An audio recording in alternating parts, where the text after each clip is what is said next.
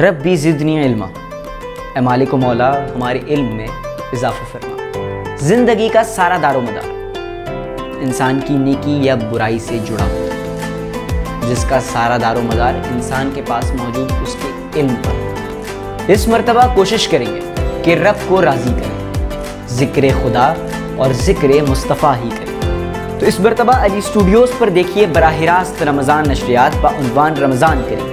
सहर नशरियात रात 3 बजे से सुबह सहर तक और इफ्तार नशरियात शाम 4 बजे से इफ्तार तक। देखिए रमज़ान मुबारक की खुसूसी बराह रास्त नशरियात सिर्फ अली स्टूडियोज़ पर बराह रास्त।